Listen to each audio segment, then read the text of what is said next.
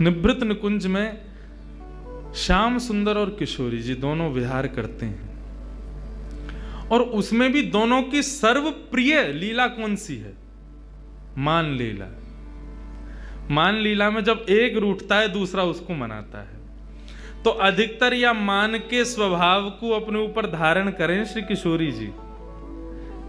हाँ, डेली मान करेंगी।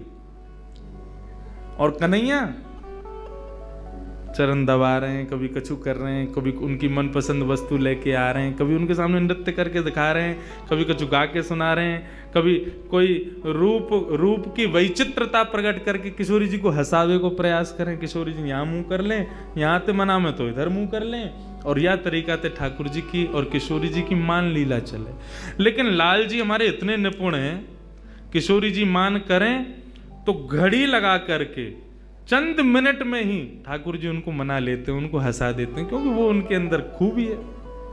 और फिर दोनों रासव विहार करते हैं। आज जब ठाकुर जी किशोरी जी को लेकर के आए यमुना पुलिन पर, ठाकुर जी ने पहले तो स्नान किया, अपना पूरा जोगी भेष हटाया और स्वयं के स्वरूप में प्रकट भये। और जैसे ही दोनों ने प्रवेश किया निभृत निकुंज में,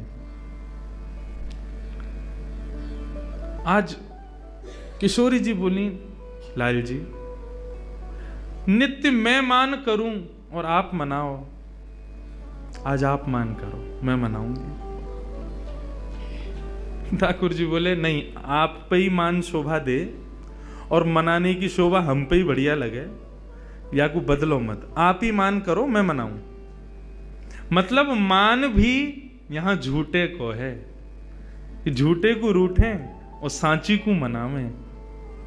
हमारी आपकी तरह ना है जबरदस्ती मान कर लेंगे और फिर वो मनाऊ हुए तो वामू रीझे ना है।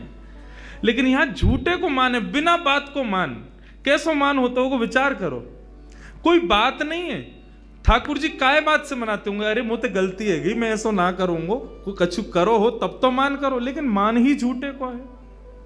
ठाकुर जी किस भाव से मनाते होंगे किशोरी जी को।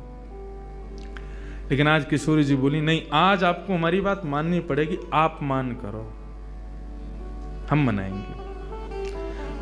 ठाकुर जी बोले मैं मान करूं? बोले हाँ आज आप करो, मुंह को सुख देवे के काजे आप मान करो।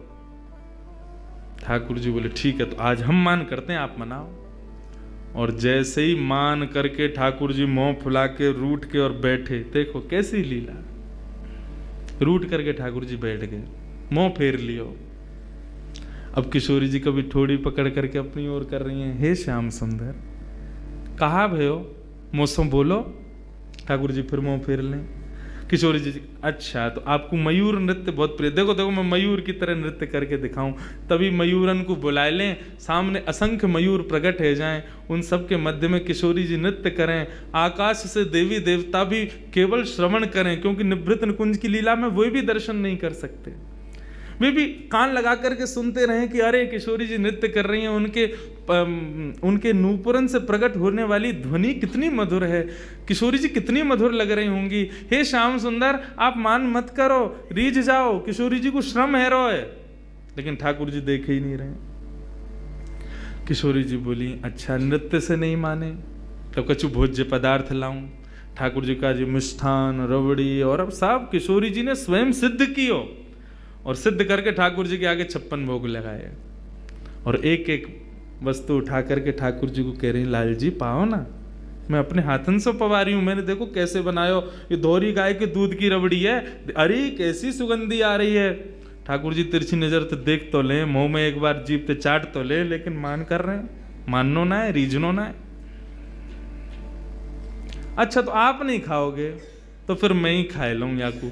जैसे किशोरी जी खावे बैठे, सोई ठाकुर जी हाथ बढ़ा के बाद छीन लें धर लें, आप सो ना खाऊंगा खुद खा लूंगा, ऐसा मान करें। लेकिन किशोरी जी थक गई मनाते मनाते। ठाकुर जी ज्यों ज्यों मान में प्रवेश कर रहे हैं त्यों त्यों वो मान असली रूप धारण करते जा रहा हो, सत्य है तो जा रहा है। किशोरी जी ने खूब प्रयास किया कि श्याम सुंदर मान जाएं, लेकिन नहीं माने। एक दिन पूरा बीत गयो, एक रात्रि पूरी बीत गई, दूसरो दिन पूरा बीत गयो, दूसरी रात्रि पूरी बीत गई, तीसरो दिन बीत गयो, तीसरी रात्रि पूरी बीत गई, लेकिन ठाकुर जी ने मान नहीं छोड़ा। ठाकुर जी मन में सोच रहे हो बहुत पीछे पड़ रही, मान करो, ले कल ले मान, हमारो मान, आज के बाद कहेंगी और ना कि तुम मान करो। लेकिन किशोरी जी को जब श्रम हुआ,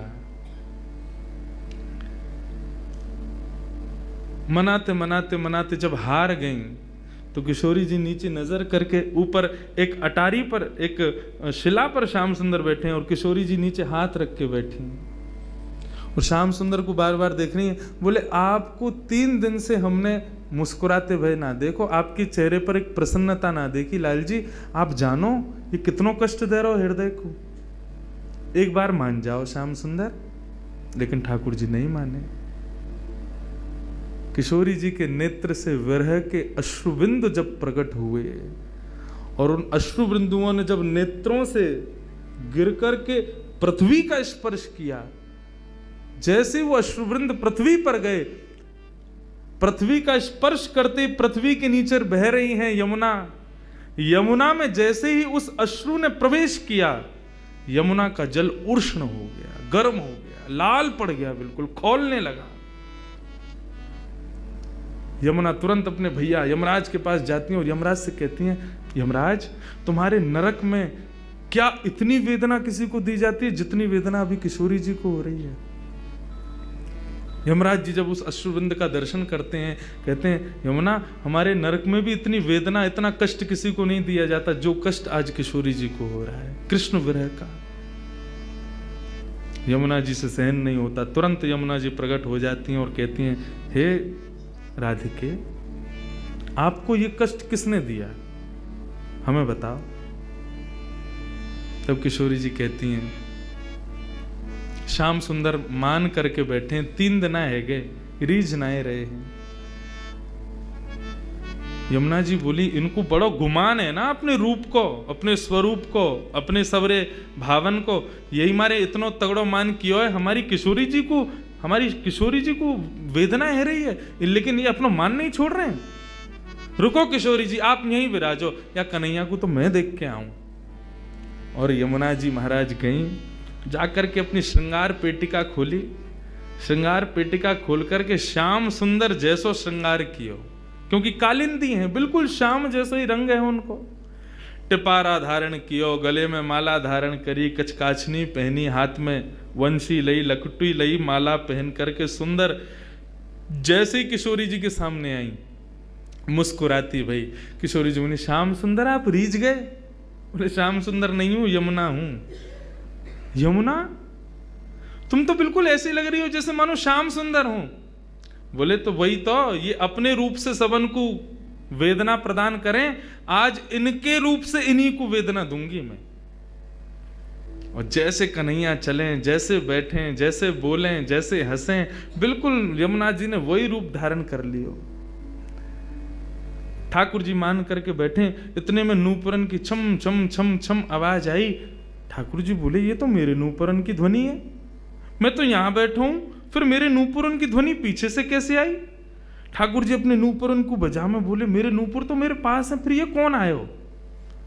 हल्के से मान करके बैठे ना, देख ना सके, तो हल्की सी नजर पीछे करके देखो तो एक वृक्ष की अटारी में से श्याम सुंदर की तरह सुंदर पाग पहन के, टिपारो पहन के, मोर पंख लगाए, हाथन में वंशी लिए, वरहा पीडम नटवर वपु कर्णयो कर्णकारम विव्रतवास कनक कपिसं वैजयंतीम चमालाम रंध्रान वेणो अधर सुधया पूरयन गोप वृंदई वृंदारण्यम स्वपधर्मणम प्राविशद गीत कीर्ति।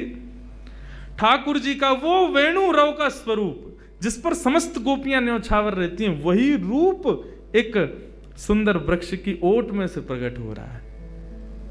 ठाकुर जी ने जैसे ही देखो, देख करके वह रूप के पीछे पीछे चलने लगे। वहां की नूपुरन की चाल देखें, वहां की वंशी देखें, वहां की लकुटी देखें, वहां की माला देखें, वहां के मुकुट देखें, सब वही जो ठाकुर जी के पास है, वही सब कुछ। अरे तुम कौन हो, तुम कहां से आए हो? यमुना जी बोली, मैं श्याम सुंदर हूं। बोले श्याम सुंदर तो मैं हूं। बोले तुम नकली श्याम सुंदर हो, असली श्याम सुंदर मैं हूं ना। नंद बाबा मेरे हैं। बोले तेरे नाए मेरे हैं। यशोदा मेरी है। बोले तेरे नाए मेरे हैं। सबको भाव रखो, तेरे नाए मेरे हैं। अंत में यमुना जी बोली, और बताऊं, राधा रानी भी मेरी है। और देख, इतने में ही पीछे से किशोरी जी प्रकट है करके और यमुना जी के बगल में आकर के जैसे ही खड़ी वहीं, और जैसे ही यमुना जी ने गलवैयां दे करके किशोरी जी के कंधा पे अपना हाथ धरो, सामने खड़े भये कन्हैया को क्रोध आयो, बोले कि तुम कौन हो, मैं अभी अपनी अपनी नेत्रन से ज्वाला प्रकट करके ध्वस्त कर दूंगा, और ये मेरी किशोरी पर तुमने हाथ कैसे रखो।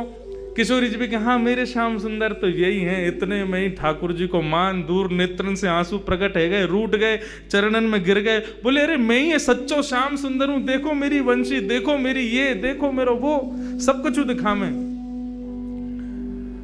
अंत तो गत्वा किशोरी जी बोली, नहीं श्याम सुंदर तो यही है। ठाकुर जी बोले, एक चीज प्रमाण दे सकती है कि असली श्याम सुंदर कौन है। बोले कैसे। अच्छा किशोरी जी ये बताओ, तुम्हारी हाथ की मुंदरी कहाँ है। किशोरी जी बोले, अरे मेरी मुंदरी कहाँ गई। बोले, जा पे मुंदरी मिलेगी वही असली श्याम सुंदर। हाँ भाई निकाल रहे, मेरी यशोदाएं ले गो, मेरी किशोरी जी ले गो, मेरी उन्हें ले गो, मुंदरी दिखा। तो उनके पास मुंदरी नहीं थी। ठाकुर जी ने जैसे ही प्रकट की वो मुंदरी, किशोरी जी ने मुंदरी ले ली, हाथ में पहन ली, और दोनों उनको मान भाव प्रेम भाव में प्रकट है गयो। श्री यमुना जी चरणन में बैठ करके प्रणाम करने लगी। प्रणाम करके ठाकुर जी से बस यही भाव कहो कि आप मान करो प्रभु, सब करो, लेकिन हमारी किशोरी जी को ऐसी ऐसी वेदना मत दो कि पाताल तक आश्चर्य करे कि इतनी वेदना। आपके रूप की वेदना, आपकी प्रसन्नता की वेदना हमारी किशोरी जी को नहीं होवे, ये विचार करियो, नहीं तो नूतन प्रलय है जाएगो कहो देना। और मुँह को वरदान प्रदान करो, मैंने आपको श्रम दियो, क्षमा करियो। ठाकुर जी बोले, नहीं नहीं, आप बस सदा ऐसे करियो कि सदा मेरे या रूप में ही विराजमान रही हो। तब से श्री यमुना जी श्याम सुंदर के स्वरूप में ही विराजती हैं। श्याम सुंदर श्री यमुने महारानी की। श्याम सुंदर का ही स्वरूप श्री यमुना जी का है। ये किशोरी जी और श्याम सुंदर की मान लीला का भाव है। तो ऐसे बंधुओं, ये निभृत निकुंज लीला है, कुंज लीला है, निकुंज लीला है, निभृत निकुंज लीलाएं हैं। ये सब किशोरी जी की लीलाएं हैं। आज निभृत में नेक प्रवेश करायो, कल ना जाने किशोरी जी कहाँ पहुंचा मैं। सदा सदा इन किशोरी जी के चरणन में हम प्रणाम करें। हम ब्रजवासीन की स्वामिनी हैं। आप लोगों पर कृपा है कि आप नागपुर के निवासी होके, महाराष्ट्र के निवासी होके, मारवाड़ी समाज में होकर के भी किशोरी जी को अपनो मानो, अपनो जानो। या बात ते निश्चित मुझको कल से ही आभास है रहो कि किशोरी जी भी या घर को अपनो ही माने। ये उन्हीं की काकी हैं, ये उन्हीं के भैया हैं, ये पूरा उन्हीं को ही परिवार है। लेकिन बस भाव इतनो है, यहाँ संबंध बनानो पड़े, लेकिन हमारे ब्रज में जन्म लेवे वारो ही किशोरी जी को ही है। या बात में हम नेक ऊपर हैं आपसे कि हमारा ब्रज में जन्म भयो तो हमारा कोई संबंध बनानो नहीं पड़ो, हम तो हैं ही किशोरी जी के। हम श्री किशोरी जी के सदा रहें, बस यही भाव है। एक बिहाग का पद गा करके वृंदावन को और श्री किशोरी जी को हम प्रणाम करें, और फिर कल पुनः 3 बजे से ये मंगल रस चर्चा हम श्रवण करेंगे। कर वृंदावन वास रे मन, कर वृंदावन